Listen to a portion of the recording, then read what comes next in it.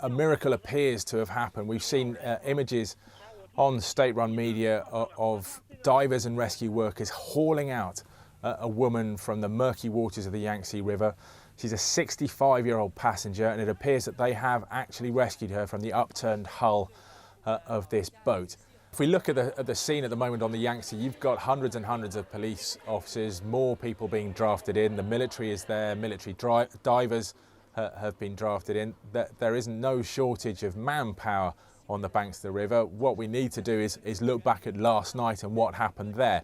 So the captain who survived has claimed that a cyclone or a tornado churned up the water and sunk this boat. Now the local meteorological office has just said that yes, indeed there was a tornado at around that time that did strike the river, and that could be the major explanation for this.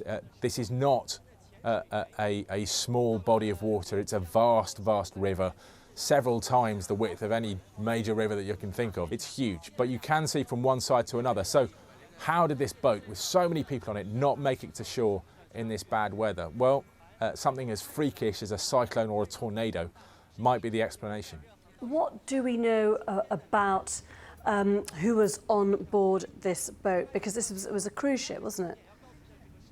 It's a cruise ship, that's right. They were sailing from Nanjing up the river to Chongqing. As you say, it's a very picturesque part of the world, very popular with holiday makers. This would have been a 5-day cruise. This is a large boat. It's got cabins. People sleep in them. They were in their rooms at that time.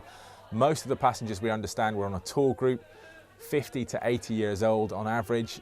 So it's a group of pensioners who are here to have a relaxing week off. Now, this happened so quickly, within a couple of minutes, according to the captain, that of all those hundreds of people on board, not a single person from the crew, from the passenger list, anyone managed to raise the alarm until the captain and some of the other crew members were dragged out of the water. If people are surviving, is it because there are air pockets? Because it seems extraordinary that anyone could survive this.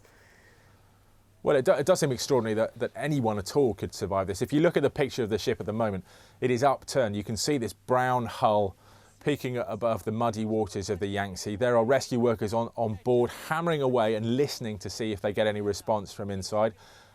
And they've got divers who are roped up and are swimming underneath and trying to explore the cabins inside this ship. But it's a desperately dangerous and difficult thing to do, given that water is practically opaque. It is mud brown, and you can't see your hand in front of your face if you're a diver.